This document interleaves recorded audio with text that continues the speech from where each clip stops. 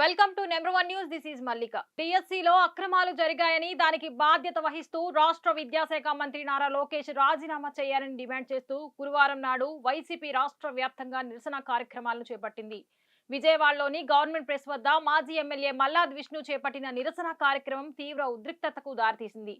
Vijayawada central MLA bonda Uma YCP వేసిన నిరాహార దీక్ష శిబిరం వద్దకు రావడంతో ఇరు పార్టీల కార్యకర్తల మధ్య తోపులాట చోటు చేసుకుంది.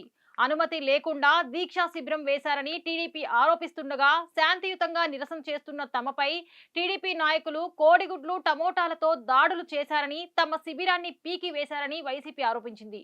ఇరు పార్టీల నేతలు కార్యకర్తలు ఒకరిపై మరొకరు దాడులకు సిద్ధమవడంతో పోలీసులు భారీ ఎత్తున చేరుకొని మల్లాది విష్ణు ఇతర వైసీపీ నాయకులను అరెస్ట్ చేశారు. అరెస్ట్ చేసిన మల్లాది విష్ణును పోలీస్ స్టేషన్ కు తీసుకెళ్లకుండా విజయవాడ ధర్నా చౌక్ వద్దకు తీసుకెళ్లి నిరసన కార్యక్రమం చేసుకోవచ్చని పోలీసులు తెలిపారు. అయితే తాను గవర్నమెంట్ ప్రెస్ వద్దనే దీక్ష చేస్తారని, ధర్నా చౌక్ లో చెయ్యరని మల్లాది విష్ణు పట్టుపట్టి కూర్చున్నారు. పోలీస్ వ్యాన్ నుంచి కిందకు దిగకుండా కూర్చోవడంతో మరోసారి ధర్నా చౌక్ లో ఉద్రిక్తత వాతావరణం నెలకొంది. మల్లాది విష్ణుకు మద్దతుగా వైసీపీ నాయకులు కార్యకర్తలు రోడ్డుపై బైఠాయించారు.